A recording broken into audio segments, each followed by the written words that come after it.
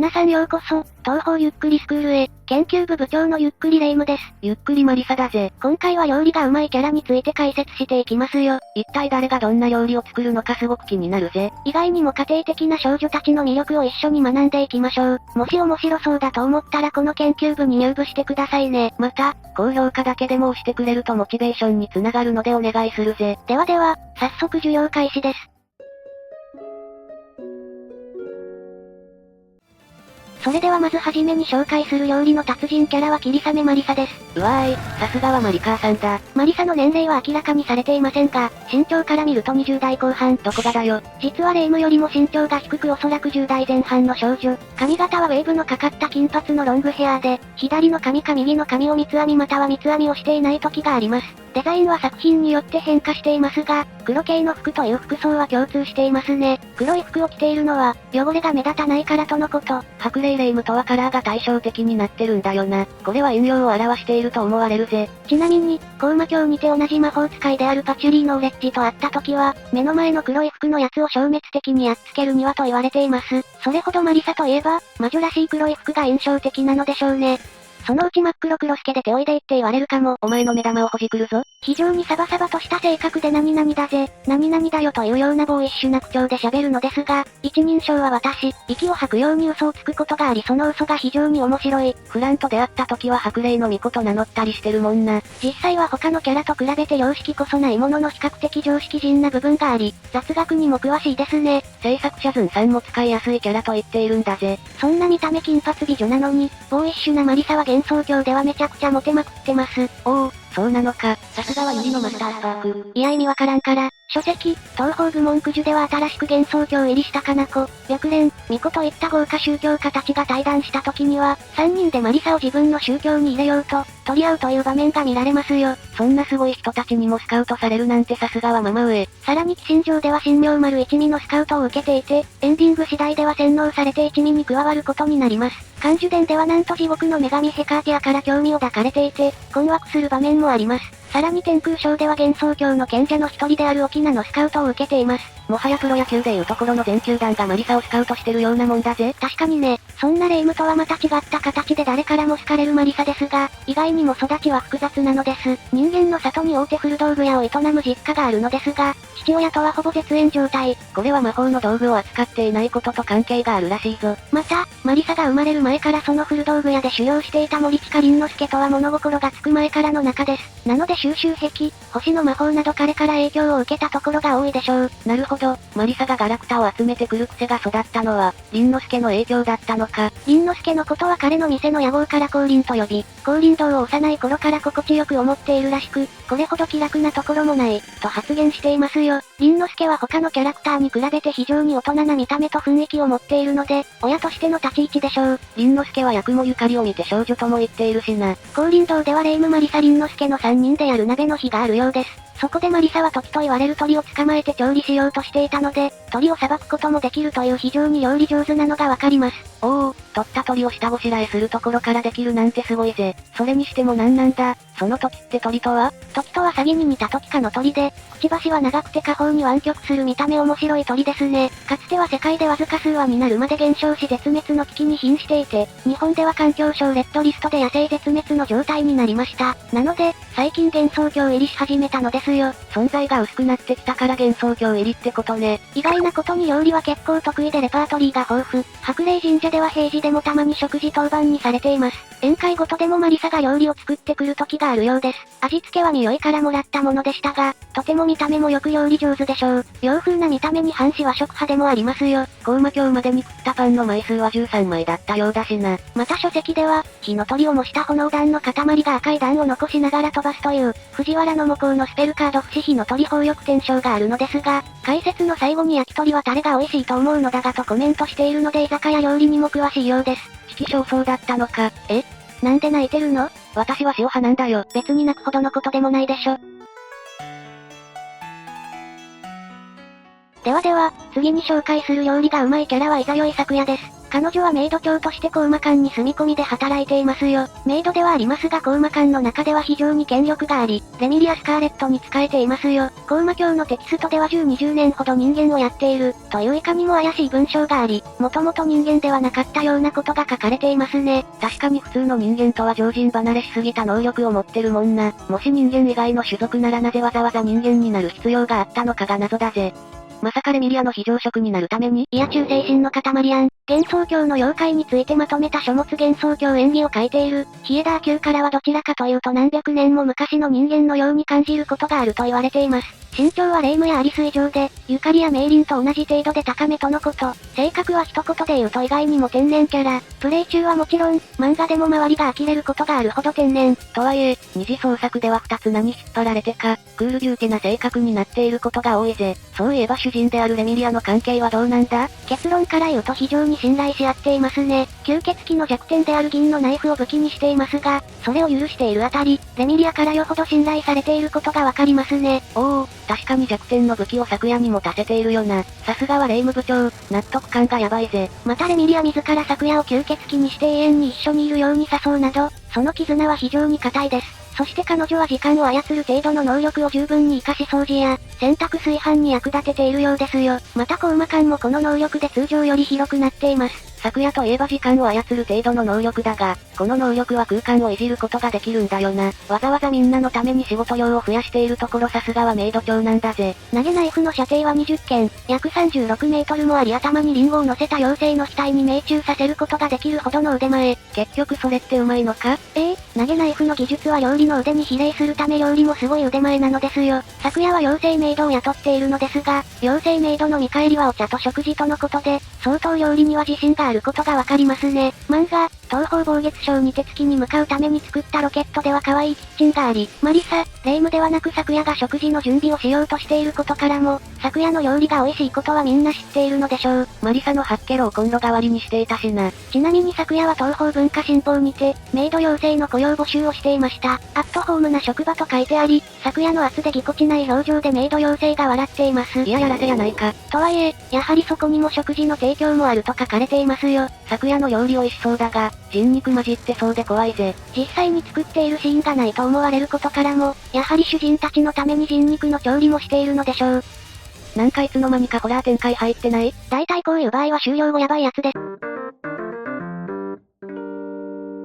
それでは次に紹介する料理の達人キャラはコンパクヨウムです。ヨウムって本当に料理上手だったんだ。コンパク家は、純粋な幽霊ではなく幽霊と人間のハーフの家系です。と入っても、人間と幽霊の子供ってわけではなくもともと半霊という種族のようなものだぞ。幽霊は姿形が不定のため、純粋な幽霊で個人を特定できるものは少ないです。姿形は普通の人間と異なるところは特にありません。考え方も特に人間と変わらず、平熱はほんの少し低いと言われています。暑い夏にはヨウムの近くにいると涼しそう。それだとほぼゲンガーやん。寿命は人間よりはるかに長く、これは半分だけ寿命のない幽霊だからだと思われますよ。ヨウムは半人半霊にもかかわらず、苦手なものはお化けです。可愛すぎる。このことから人間に近い半霊だということがわかりますね。日頃は真面目なヨウムですが、お酒を飲むと人が変わるタイプで、マリサにピンチには逃げ出すクズだと思ってた、と本人の目の前で満面の笑みで言ってますよ。まあ悪口だけど直接言うことはいいね。その後はマリサと戯れ合っていて仲がいいようです。そんなこと言っても怒らないところマリサ大人だぜ。そんなヨウムのなりわいは、多くの場合庭師として迫力楼の幅200湯順にも及ぶ広大な庭の手入れを老漢剣と、白老剣を使い一人でしています。幽霊10体分の殺傷力がある妖怪が鍛えた技物が老漢剣で、人の迷いを断つ担当の白老剣の二振りの刀を使うんだぜ。そういえば白玉楼の広さ200湯順ってどれくらいのデカさなんだ？ 1 湯順が 11.3km から 14.5km、または 7.2km とされています。仮に1湯順イコール 7.2km で計算した場合、200湯順は約 1440km になりますね。例えると東京ドームがなんと約44個分。いやでかすぎでしょ。ヨウムこれを聞いて泣いているでしょうね。あと2個分で46だったのに絶対泣くとこそこじゃないよね。さすがにでかすぎるのでゆゆ子の誇張だと思われますがね。とはいえ広いのは確かであろう白玉楼の庭を手入れしているのにもかかわらず、お給金も休みももらったことがないとのこと。妙音。ただし、料理などは他の幽霊がやっているそうです。ってことは、ヨウムはあまり料理を作ってないんじゃないか？ゆゆ子はたまにヨウムにやらせているようですが非常に料理上手。また主人であるゆゆ子は実はグルメ評論家でもあったのですよ。なんと綾の新聞にて美食家として掲載されています。新聞にも載るほどなんだからかなり有名なグルメ評論家なんだな。最近気に入ったお料理をヨウムに作ってもらっているらしく、その料理は肉丼ですよ。肉丼は人里であった外来人の宇佐美すみれ子に、最近外の世界で流行りのお料理が何かと聞いたところ教えてもらったようです。ヨウムとすみれ子って関わりがあったんだ。そんなこんなでヨウムが頑張ってくれた一皿がこちらといい、見ていてお腹が減ってしまうぐらい美味しそうな肉丼の写真が掲載されていました。ゆゆ子はヨウムに対して頑張りを褒めていて、庭師なのに料理までやらせてごめんねと、主人ながらもちゃんと謝っていますよ。ゆゆ子様可愛いから許す。新聞の写真の肉丼を見ると、しっかりと炭火で炙られているようなお肉に、山わさびが乗っていてお店に出せるレベルの肉丼でした。やっぱり料理は見た目が重要だもんな。ほかほかのご飯とお肉にわさびがアクセントとなっていて食べ飽きない感じとのこと。ちなみにお肉は何を使っているのかは不明。グルメ家のゆゆ子でもとても美味しかったらしく、すぐに食べきってしまったようです。ヨウムの肉丼めちゃくちゃ食べてみたい。最後に次回はあれのお肉で試してほしいわと強調していました。一体何のお肉なのか気になるな。ヨウムは人里によく買い物をするようなので変な肉ではないと思われますが、ちなみにヨウムが人里に行くと、あの世からのお迎えに来ているみたいだと言われていますよ。わかる気するけどかわいそう。東方望月賞ではゆゆ子のために団子も作っていたりと、スイーツも作れるといったように幅広く料理が作れるようです。二次創作ではゆゆ子の膨大な食事のお世話でヒーヒー言ってるのが鉄板ですね。誰が胸が鉄板だ。いや誰もそんなこと言ってない。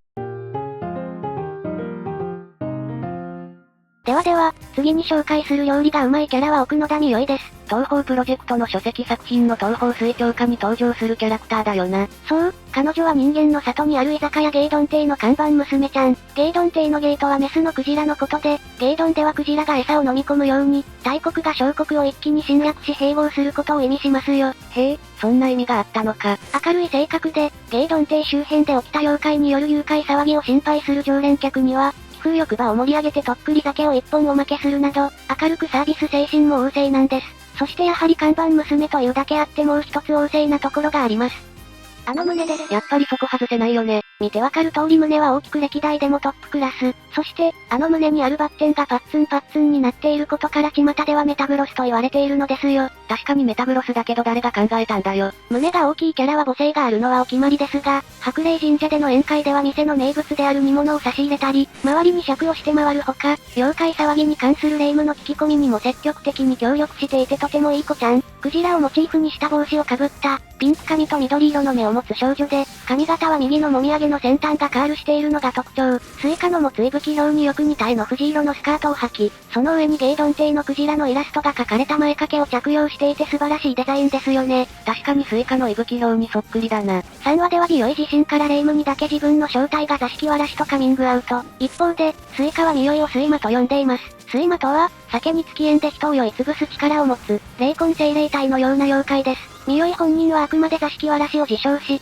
スイカに睡魔と呼ばれた際には否定していますが、マリサに2度目にレシピを教えた際にはその料理を睡魔の煮物と紹介しています。ほう、何か裏がありそうだな。居酒屋で働いているためか、美代自身も料理が得意で、彼女がマリサのために用意したレシピはすごく喜ばれていて、妖精メイドやレミリアのために毎日料理をしているあの昨夜ですら味付けも洗練されています。これは本物の味と言わせるほど、漫画では煮物を作っていたのですがあまりにも美味しそうでした。味付けは彼女自身のものらしくマリサが美代の味を覚えているほどなんだぜ。ちなみにマリサは珍しく美代のことをちゃん付けで呼んでいますよ。料理のバリエーションは多く居酒屋料理なら大体作れるようですね。霊夢が頼んだ時は肉じゃがみたいなものや卵焼きといった料理も作っていたしな。料理も美味しくてスタイルも抜群ときた。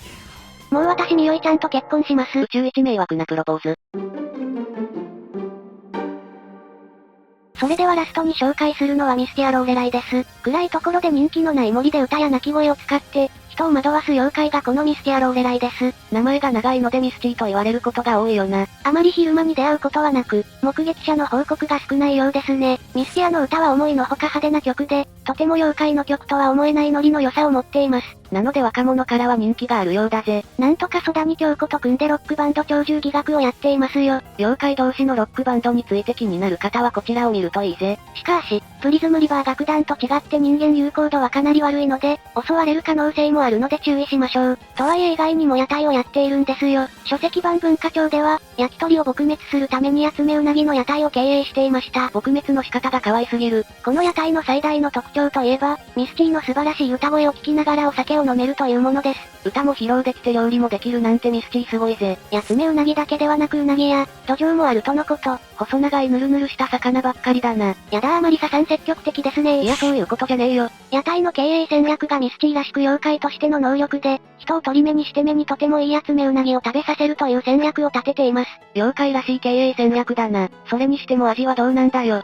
レポートしたあやが食べてみたところその味は絶品と称するほど。おー、ミスティの屋台料理めちゃくちゃ美味しいのか。社名丸あやは1000年以上生きている妖怪で、いろんな食べ物を食べてきたにもかかわらず美味しいと言っているので本物の味でしょう。ぜひとも食べてみたいですね。さて、今回の授業はここまでにします。視聴者さんがこのキャラの料理が食べてみたいと思ったキャラがいたら教えてくれよな。それではここまでご視聴ありがとうございました。ご視聴ありがとうございました。